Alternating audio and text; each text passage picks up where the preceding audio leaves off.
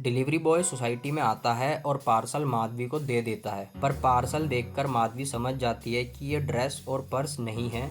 Delivery boy Madhavi से 1000 rupees delivery के मांगता है। माधवी उसको बोल देती है कि उसने पेमेंट ऑनलाइन कर दिया था। माधवी भाभी को यह सब अजीब लगता है। इतने में बबीता जी अपनी बालकनी में आ जाती है। फिर माधवी बबीता जी को यह सब बताती है और बबीता जी माधवी को कहती है कि जिस ऐप से आपने ऑर्डर किया था उसमें जाके डिलीवरी स्टेटस चेक कर लो।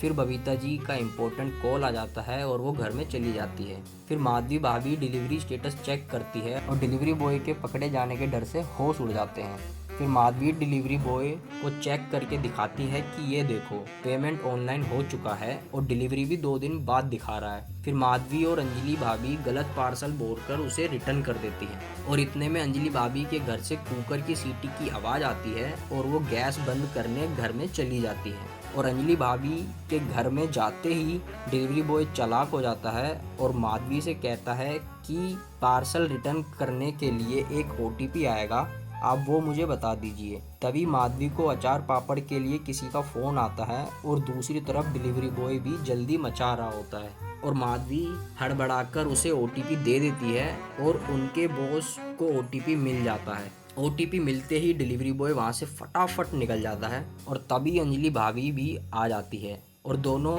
हर चीज़ से अनजान होकर हंसने लगते हैं।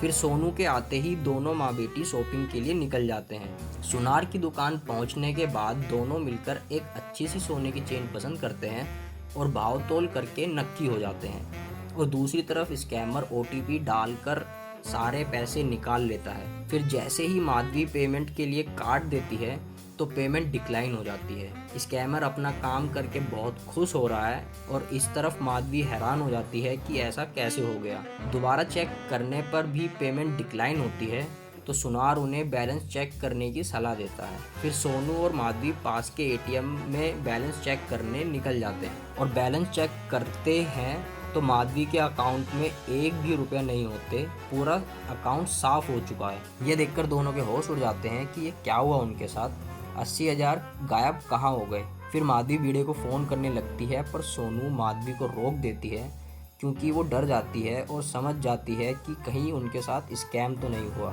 दोनों इतना डर जाते हैं कि वीडियो मास्टर को फ़िलहाल कुछ नहीं बताते। फिर सोनू आइडिया देती है कि बैंक जाकर इन्फॉर्मेशन निकालते हैं कि पैसे कहाँ गए। बैंक जाते ही वो वहाँ के एम्प्लॉय को बताते हैं कि सुबह उनके अकाउंट में 80,000 थे पर अब नहीं है।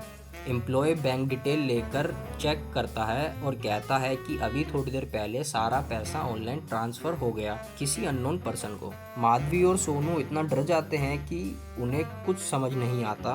फिर बैंक एम्प्लॉय उन दोनों को बैंक मैनेजर के पास ले जाता है। बैंक मैनेजर के पास जाके उसको सारी बात बताते हैं और मैनेजर उनसे पूछता है कि आपने कहीं किसी को अपनी बैंक डिटेल्स तो नहीं दी। माधवी पहले मना करती है पर फिर उसे याद आता है कि एक डिलीवरी बॉय सुबह सोसाइटी में आया था, उसने पार्सल रिटर्न करने के लिए OTP मांगा था। बैंक मैनेजर माधवी को कहता है कि बिना मैसेज चेक करे OTP कैसे दे सकते हैं आपके साथ OTP का स्कैम हुआ है। ये सुनकर दोनों के होश उड़ जाते हैं और ये एपिसोड यहीं ख़त्म हो जाता है।